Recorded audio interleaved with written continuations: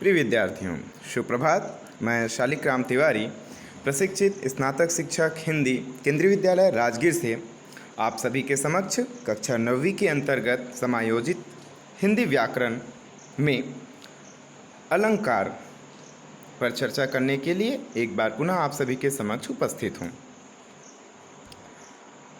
आइए हम सभी इस कालांश में अलंकार, उसकी परिभाषा, भेद को उदाहरण सहित समझने का प्रयास करते हैं। अलंकार शब्द दो शब्दों के मेल से बना है।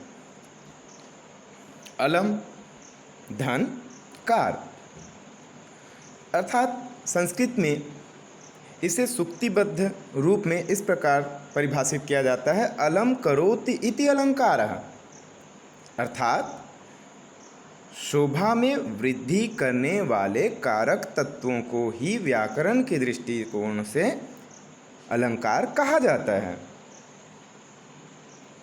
आइए हम इसे और व्यापक अर्थों में समझने का प्रयास करते हैं। मानव समाज सौंदर्य का उपासक रहा है और उसकी इसी प्रवृत्ति ने अलंकारों को जन्म दिया। वह हमेशा से ही अपने जीवन को बेहतर ढंग से प्रदर्शित करने में प्रयासरत रहा है।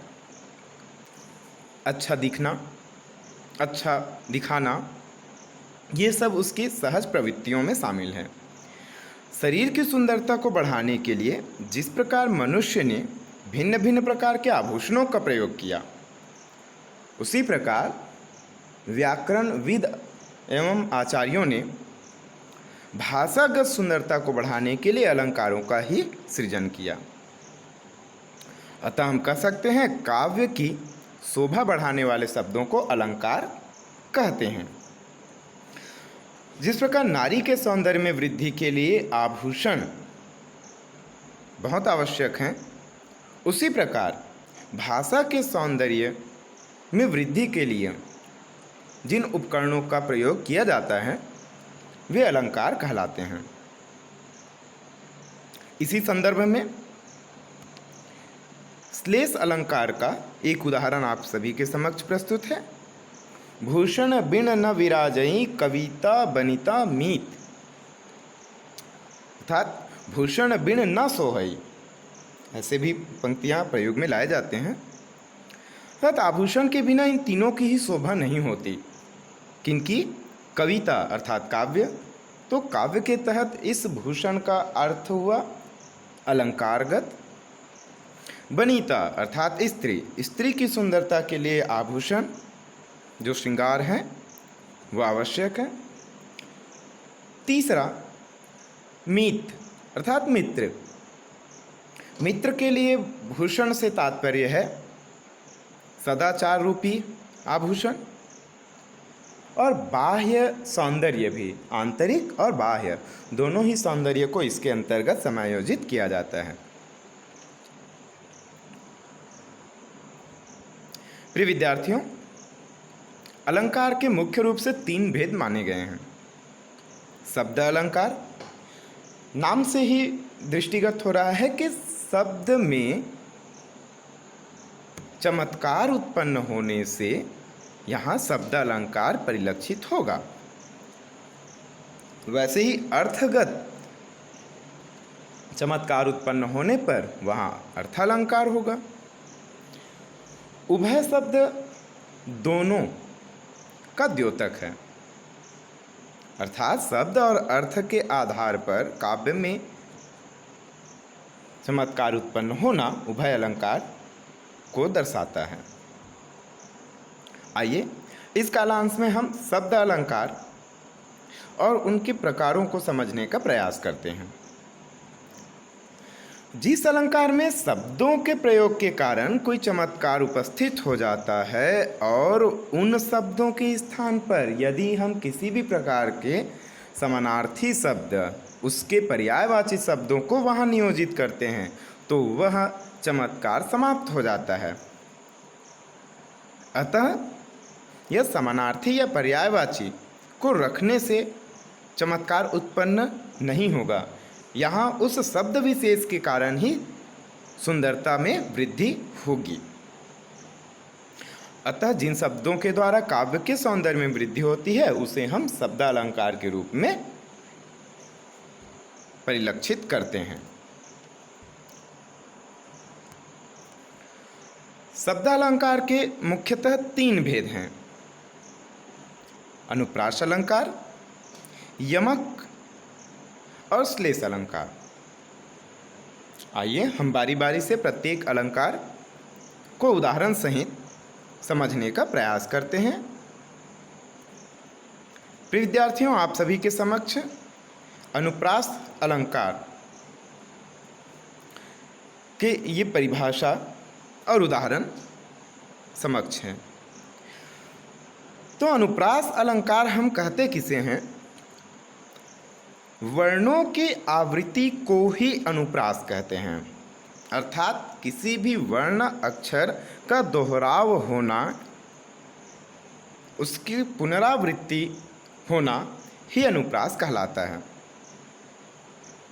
आवृत्ति का शाब्दिक अर्थ दिख ही रहा है, पुनः आना, किसी वर्ण का एक से अधिक बार आना। और अन्य प्रकार से समझने का प्रयास करें। अनुप्रास 2 शब्दों के मेल से बना है, अनु धन प्रास। अनु का अर्थ होता है बार बार, और प्रास का व्याकरणिक दृष्टिकोण से यहाँ अर्थ वर्ण दिया जा रहा है, परंतु प्रास का यदि हम शाब्दिक अर्थ लें तो भौतिकी का यह शब्द है जिसका अर्थ होता है फेंकना, क्षैतिज में ही कहीं दूर फेंकना। अतः व्याकरण के नज़रिए से किसी एक वर्ण को बार बार अपने ही समकक्ष लाकर रखना ही अनुप्रास कहलाता है। अतः जहाँ स्वर की समानता के बिना भी वर्णों की आवृत्ति बार बार होती है, या जिस रचना में व्यंजन वर्णों की आवृत्ति एक या एक से अधिक बार होती है, वहाँ अनुप्रास अलंकार होता है। उदाहरण देखिए, मुदित महीपति मंदिर आए, अर्थात आनंदित मुद्रा में राजा जो है मंदिर की ओर प्रस्थान किए। सेवक सुमंत्र बुलाए, जितने भी सुंदर मंत्रणा करने वाले मंत्रीगण हैं और दास हैं, सेवक हैं, उन सबको भी बुलाया गया। प्रथम पंक्ति में आप देख रहे हैं म वर्ण की आवृत्ति बार बार आपको देखने को मिल रही है, मुदित महीपति मंदिर। और वहीं दूसरे पद में सवर्ण आपको लगातार देखने को मिल रहा है। अतः यहाँ अनुप्रास अलंकार दिखाई पड़ रहा है। आइए हम इसे एक और उदाहरण से समझने का प्रयास करते हैं। तरणी तनुजा तात तमाल तरुवर बहुछाए। जैसा कि आप देख सकते हैं कि ऊपर दिए गए उदाहरण में त वर्ण की आवृत्ति बार बार हो रही है। हम जानते हैं कि किसी भी वर्ण की आवृत्ति यदि एक या एक से अधिक बार हो तो वहाँ पर अनुप्रास अलंकार होता है। प्रिय विद्यार्थियों, अनुप्रास अलंकार को समझने के पश्चात आइए हम सभी यमक अलंकार की भी निश्चित रूपरेखा तैयार करने का प्रयास करते हैं। यमक का शाब्दिक अर्थ होता है युग्म, जुड़वा। अतः जिस जगह एक ही शब्द एक से अधिक बार प्रयुक्त हो लेकिन उनके अर्थ में भिन्नता हो, वहाँ यमक अलंकार होता है।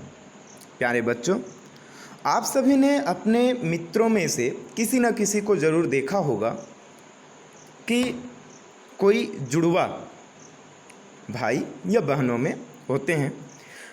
वो दिखते तो एक जैसे हैं, उनमें सामान्य तौर पर हम अंतर नहीं कर पाते, परंतु उनके स्वभाव में अंतर जरूर होता है। इसी प्रकार काव्य में जहाँ एक शब्द 2 बार उत्पन्न हो जाए तो दिखने में तो एक जैसे होते हैं, समान उच्चारित शब्द होते हैं, परंतु उनके अर्थ में भिन्नता होती है। अतः जिस प्रकार अनुप्रास अलंकार में किसी एक वर्ण की आवृत्ति हुई, उसी प्रकार यमक अलंकार में किसी काव्य का सौंदर्य बढ़ाने के लिए एक शब्द का ही बार बार दोहराव होता है और प्रयोग किए गए शब्द का अर्थ हर बार अलग होगा। अतः ऐसे लक्षण से युक्त पदों में हम यमक अलंकार को देख पाएंगे। आइए इन्हें उदाहरण के माध्यम से समझने का प्रयास करते हैं। आपके सामने दो प्रसिद्ध उदाहरण, कनक कनक ते 100 गुनी मादकता अधिकाय, या खाए बवराए नर या पाए बवराए। इस पद्य में आप देख रहे हैं कनक शब्द का प्रयोग 2 बार हुआ है। तो आप देख सकते हैं प्रथम जो कनक शब्द आया है, कनक कनक ते 100 गुनी, अर्थात पहला जो कनक है वह दूसरे वाले कनक से 100 गुना अधिक नशीला होता है। किस प्रकार? तो पहले कनक का अर्थ है सोना, अर्थात सोने आभूषण से तात्पर्य है।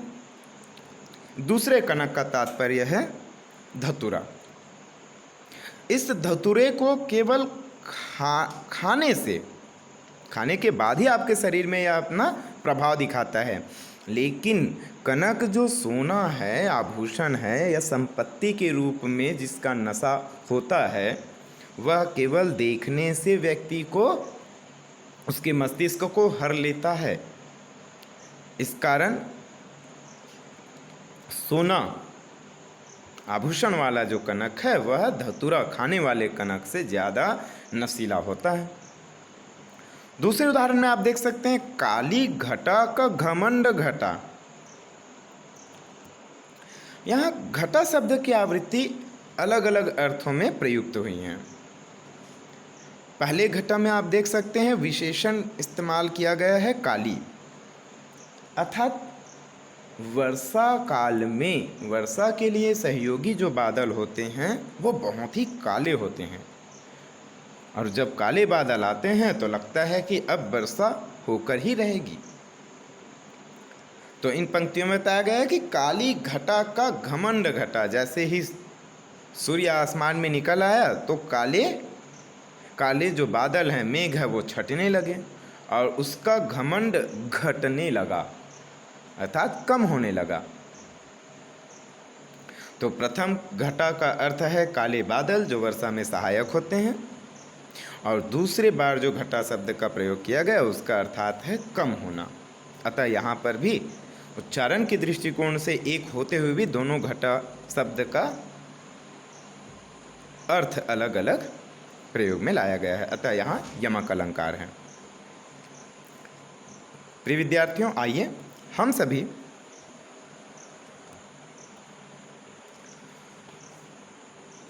शब्दालंकार के अंतर्गत श्लेष अलंकार का परिचय प्राप्त करते हैं। श्लेष का शाब्दिक अर्थ होता है चिपका हुआ या मिला हुआ। जहाँ प्रथम अनुप्रास अलंकार में हमने देखा वर्णों की आवृत्ति होती है, यमक अलंकार में शब्दों की आवृत्ति होती है, लेकिन उनके अर्थ अलग अलग होते हैं, दिखाई एक जैसे पड़ते हैं। श्लेष अलंकार में हम एक ही शब्द को विभिन्न प्रसंगगत अर्थ में देखते हैं। उनके प्रसंगगत अर्थ अलग होते हैं। एक शब्द अलग अलग वस्तुओं के लिए अलग अलग अर्थ लेकर आते हैं। अतः जब एक ही शब्द से हमें विभिन्न अर्थ मिलते हैं तो उस समय वह श्लेष अलंकार होता है। यानी जब हम किसी शब्द का प्रयोग एक बार ही करें लेकिन उससे अर्थ कई निकलते हों तो वहाँ पर श्लेष अलंकार होता है। आप सभी के समक्ष एक प्रसिद्ध उदाहरण प्रस्तुत है। रहीमन पानी राखिए, बिन पानी सब सून। पानी गए न उबरे, मोती मानुष चुन। आइए इस उदाहरण को हम विस्तार से समझने का प्रयास करें। यह दोहा रहीम जी के द्वारा रचित है, जिसमें पानी को 3 अलग अलग अर्थों में प्रयोग में लाया गया है। तो आप अंतिम चरण में देखेंगे मोती, मानुष और चून, ये तीनों के लिए इस पानी का अर्थ अलग अलग है।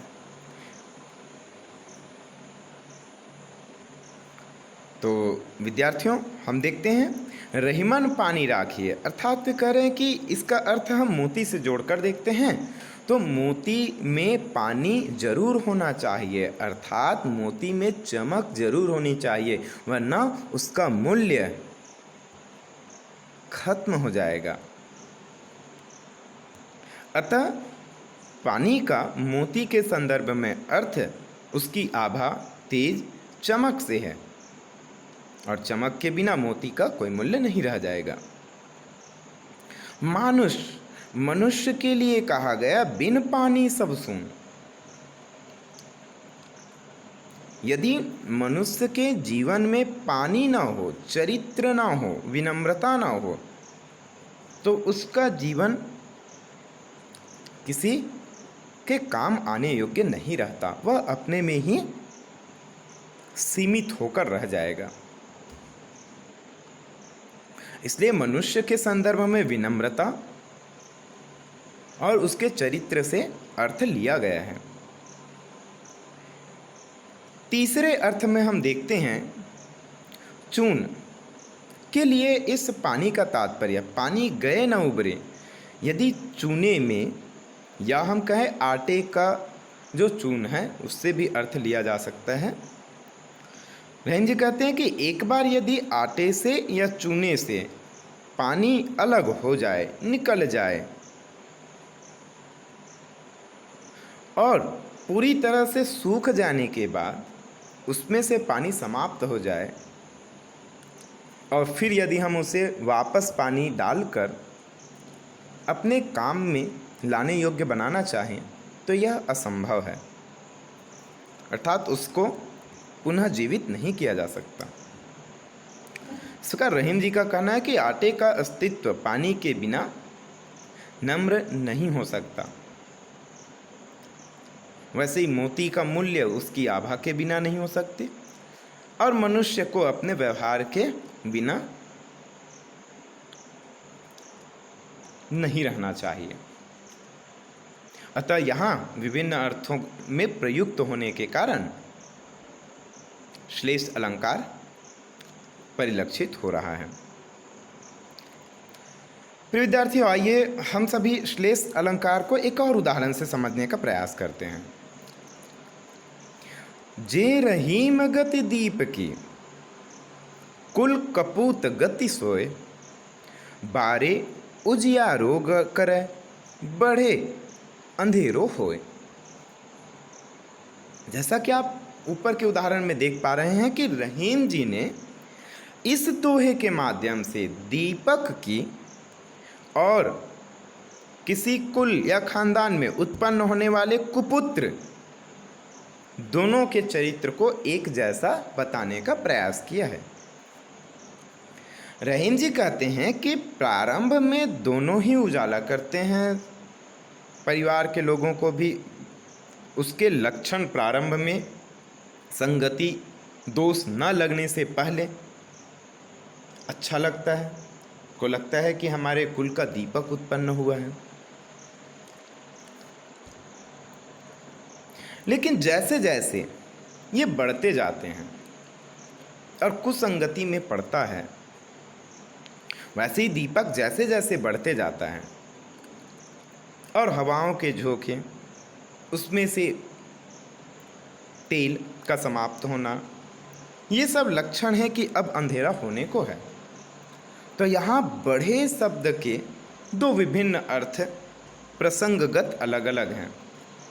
दीपक के संदर्भ में बढ़ने का मतलब हुआ बुझ जाना, जिससे अंधेरा हो जाता है, अब कुपुत्र के संदर्भ में बढ़ने का मतलब है बड़ा हो जाना, लेकिन वह उसके कुल और वंश के लिए निश्चित ही विनाशकारी है। कुपुत्र के कुकर्म यदि बढ़ते जाते हैं उसके बढ़ने के साथ साथ, तो उसके परिवार में निश्चित तौर पर अंधेरा छा जाएगा।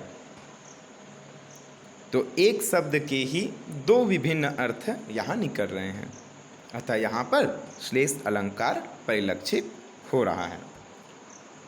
प्रिय विद्यार्थियों, आशा करता हूँ कि आप सभी को शब्दालंकार का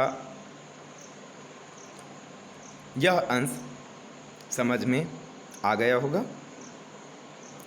अगले कालांश में मैं अर्थालंकार और उसके कुछ प्रमुख प्रकारों की व्याख्या के साथ पुनः उपस्थित होऊंगा। धन्यवाद।